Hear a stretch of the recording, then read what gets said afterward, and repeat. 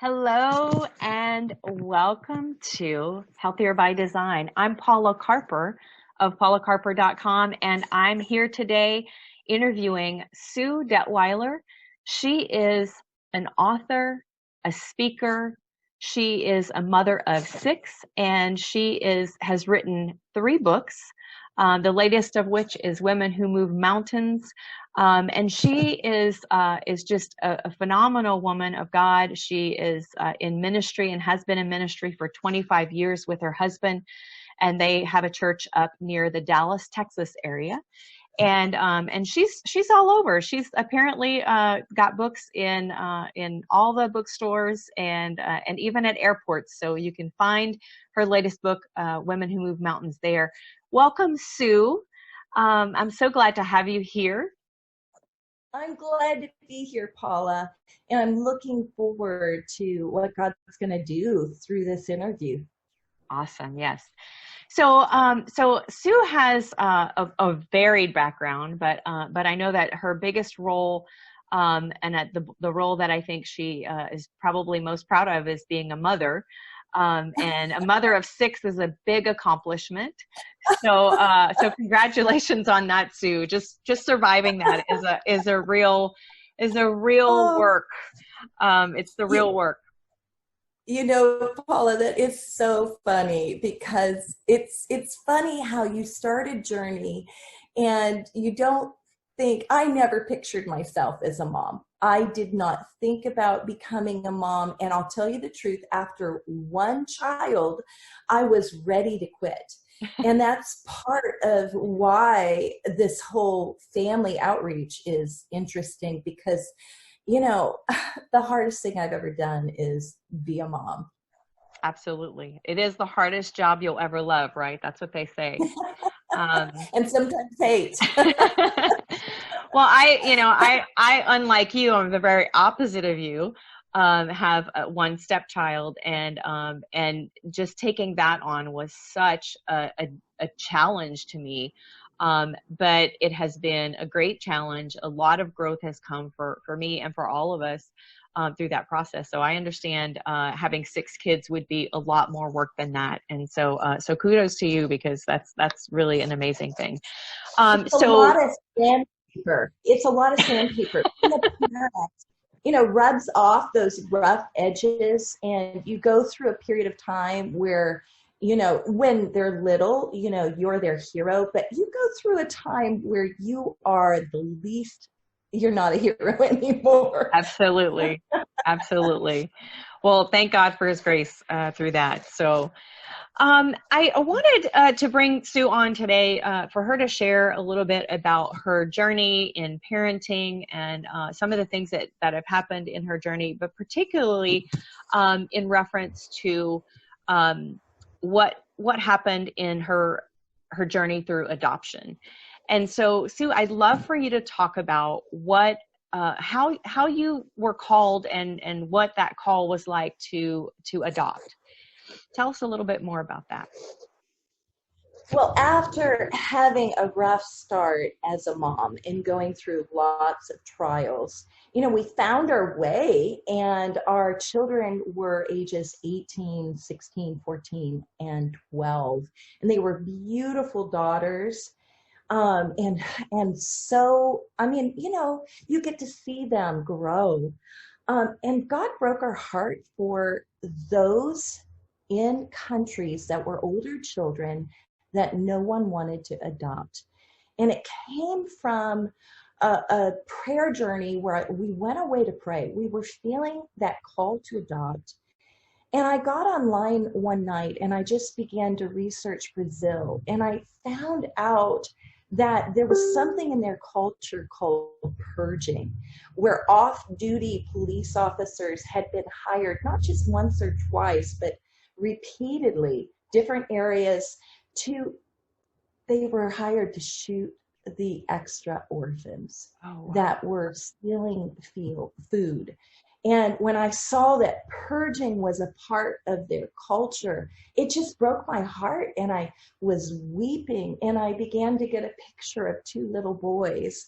And we had only had girls, so we were thinking we would adopt boys. And we brought our children up. They knew we were praying about something big. They didn't know if we were going to move to India or Africa. They came up and we shared with them, what do you feel like we're called as a family to adopt? And tearfully, they all agreed, including my older mom.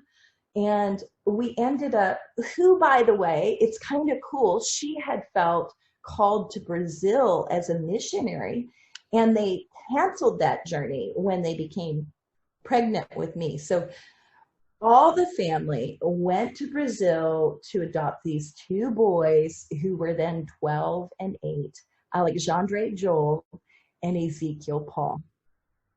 That's a great story. What a great story.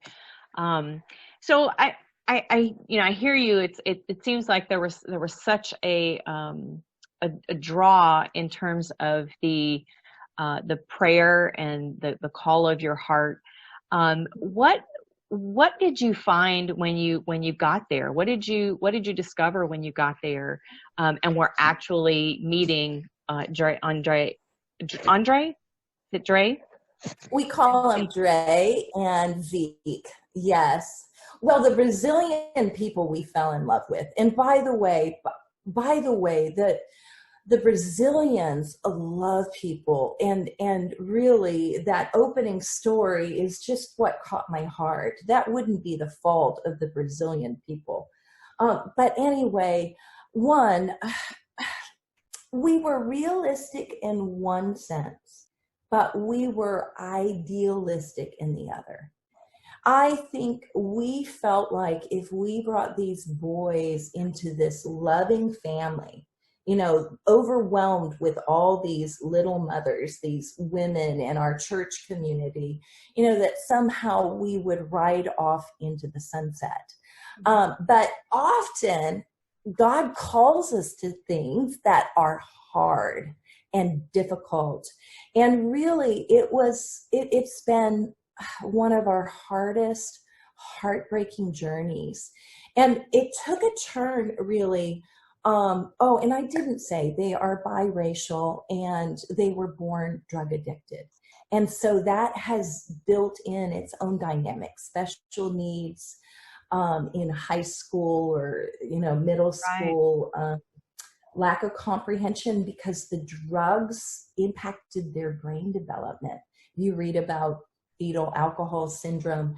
Kids are more impulsive because of their brain development. So anyway, the flip switch happened when they began to experiment with drugs.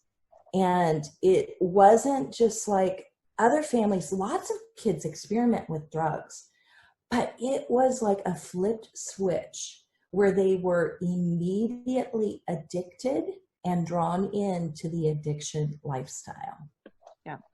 Yeah. So what have you learned about, from being a parent of someone who's drug addicted? What can you share about that journey? Well, first, I have no doubt that I am going to reach parents that you may have idealistically had this thought of adoption, or truthfully, you may have raised your children from birth and still you're stuck in the addiction lifestyle. It happens both ways. Blame is one thing that I began to see, that parents tend to be blamed for the choices of their children. It doesn't happen when people know you and interact with you. It happens when you're a stranger to them. And I think drugs is such an epidemic. 700,000 people from the time of 2000 have died of drug overdose. And even in 2019, it's like 67,000 people died of drug overdose. So, people are hurt and wounded, and they don't know what to do. And what our culture does is we got to blame somebody. So let's blame the parents. And so the addiction lifestyle is all encompassing because, imagine having a special evening set aside. You've carved pumpkins. You've ate a great dinner. You sit down to watch a great movie. The lights are off in your basement, Mm-hmm. and you notice that your teenage sons are no longer in the room. Mm-hmm. And so you go up and you're concerned, and and then you notice that your daughter's car is missing, and you have a place where you hang the keys. And so you're calling the police to try and find out where they are. And all of a sudden you realize that they've gone out joyriding, and you get a call from the police that they have flipped the car and survived. Wow. You know, that's just like one story of the drama that comes into your house. And I want you to look at that picture, because we were not yelling at our children. We had created a fun family evening. But then imagine how that felt for my daughter, who we didn't have the funds to quickly replace that car for her. And they had said yes to this adoption, and yet they were stolen from. Their, threats of violence, I mean, that came into our home. Yes. It's hard. Yes. Well, and I think, obviously it was a big learning process for you guys. There was a lot that you had to learn. And certainly idealism is always part of that picture. We always imagine what something's going to be like. But God always is present with us in that process. And I know that that's part of the process that you've had in your journey. Why are you sharing this journey now? Because I know that you didn't share part of the journey, and I'd love for you to share how this has kind of culminated in something that's been pretty tragic and pretty painful for you guys. So I'd like for you to share that, and share why you're sharing this story now. October 30th, 2019, I received a phone call from a coroner. And the coroner called me, and he said that he had my son, Dre, who was 23 years old, and that Dre had died of an apparent drug overdose. And I mean, that probably was my biggest fear. When your children are adults, there's a change. I remember we placed Dre into programs, and he would literally jump over the fence and leave them. There's a choice involved with your adult children. And Dre, oh my goodness, his smile would light up the room, and just the loss of him.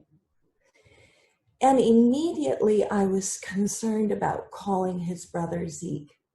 And this is probably why I'm sharing now too, is, Zeke, 20, he's doing well and living in Austin, not perfectly, but making big strides. And he had made a change in his faith in Jesus. And so calling Zeke, and we wept for, it was at least 15 minutes nonstop, both of us. And that was his primary friend. And just the pain of that, calling all of my children, trying to determine what to do and how to do it. If we had been in Tennessee, where we had adopted the boys and they had known about the journey, we probably would have had a more public memorial or funeral. But we were now in Texas, and people didn't know the journey. And I want you to know, it was just too painful. We didn't even feel like we could do a public venue because we were in too much pain. Right. So we gathered as a family and had a private memorial. And uh, and it's 6 months ago. And I think what has happened now, Paula, I mean, I just shared the story a couple of days ago and it blew up on Facebook, hundreds of comments. But what has really taken place is people contacting me via private message. You know, my son died in June. I didn't tell anyone. You know, I've been struggling for 7 years with my kids. And when I began to hear parents and realize that all of us have been silent because at the root of it, you know, no one wants to be blamed when you're in pain and hurting. And believe me, I'm not perfect, but this is a difficult global situation that none of us have control over. So why are we blaming each other? And let's just get on track to help those that are struggling. Yeah. And it sounds like shame. And before I even go on, I'm really sorry for your loss, your and your family's loss, and this is tragic. But I also know that your faith is a big part of this journey, and that God has been with you, and God will continue to be with you. So I wanna tap into the idea of shame, because I feel like what's happening around this blame is also shame. I know parents of children who are addicted. I know I've witnessed addiction a lot in my life. You know, and I feel like there's this turning inward, this quietness, this shame that they tend to carry as if they've done something wrong. And I know that even sometimes in my own mind and in my own heart, I have questioned for a moment, what happened to this child? Was it something the parents did or didn't do? You know, what caused this? Because I think that's our nature, is to ask the question, why? What happened? And so we're looking for answers. We're looking for ways to put things in a box. And so you mentioned this blame, and I think the shame goes right along with it, and it begins to be silent. What would be your best advice to parents who are who have children that are addicted and struggling with addiction? What would be your advice to those people who are out there saying, you know, no, I haven't lost my child at this point, and that's certainly a fear. But what would be your advice to those who are struggling and who are carrying that burden? Well, one of the difficulties about overdose that I didn't realize, but I know now, that often overdoses happen when a child has been clean from drugs. So a friend of mine, her son was clean from drugs for 5 years, came home to a party in her home with her other son and died. Because part of what the problem of overdose is kids are, and adults are trying to break free from the drug, but they have associated it with partying and having fun. So they go back and they try to take a dose that they did in their party lifestyle. And most often that is what happened with Dre. Dre desperately wanted to get off drugs. In fact, I heard from someone that I hadn't known before. She works in Austin, and she contacted me after this, and she let me know how Dre's main prayer request was to get off drugs, and how he would talk to people about Jesus, and how much he loved me as a mom. And that brought so much comfort in that time, you know, because her name's Suzanne, and it's not a ministry, it's called Life Works. And that brought comfort. But at the same time, a day before that, another parent, not a parent, they had called me, and it was on my birthday. And for 10 minutes, they blamed me for everything that had happened.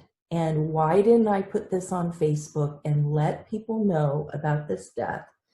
And I hung up the phone because the anger, and I realized after I hung up the phone, I was like, she doesn't even know me. She's angry at the situation. She's not really angry Okay. at me. It's just we feel Helpless. helpless. So let's find somebody to blame.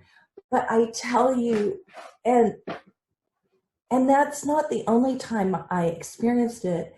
And I know that I haven't received as much as those parents that have biological children, that they did a fabulous job of parenting those children, and yet they are in the same situation. And so I would say, one, I would say guard yourself in this way. If you feel like you're called to be silent and not share your journey publicly, I bless you in that. I mean, that may in fact be the right thing for you, but in your own way, in safe ways, find those people who you can identify with and you can safely share. It is okay for you to not publicly talk about this. Um, and that may be the right decision for you. Why put yourself through extra pain? But at the same time, there is help for you. So find those places and those people that can help you in your journey of overcoming this epidemic. See, that's fantastic advice. I think that's the best advice I could imagine someone giving in this situation, because it's not going to be the same for everyone. But finding the support that you need is really critical, because we need support in life no matter what. But I think in a journey like you've been on, having the people in your life that can support you through that process, who really know you, I think is a really important part of that, because those people who love you will judge you a little bit differently. And I think that's important when you're going through difficult things. So I really am glad to have had you on here today on Healthier by Design. This is definitely a little bit of a departure, but I think when we talk about addiction, when we talk about parenting, when we talk about women, you know, a lot of what we talk about when it comes to health is our relationships and our families. And so this is part of life sometimes that is difficult, and that nobody really talks a lot about. So I thank you for talking about it and for sharing your story and your journey with us. And I just want to let you guys out there know that Sue can be found at SueDetweiler.com. Of course, she can be found in every bookstore around and at the airports, especially with her latest book, Women Who Move Mountains. And she does have on her website a free gift for you if you want to check it out. It's called 5 Steps of Grace. I think that would be a great place to start if you're interested in learning a little bit more about the grace you can have in your life as a woman, whether you're going through stuff like what Sue has been through with her family, or just something else in your life that's challenging. And so SueDetweiler.com is her website. And Sue, would you spell that for us? Yeah, if you can spell my name, you can find me. Sue, Sue, Detweiler, Detweiler. That's great. Thank you so much for joining us today. And I just, God bless you and your family as you continue to heal from this tragedy in your life and your family's life. And I hope to see you again soon. And thank you for joining us. Have a great day.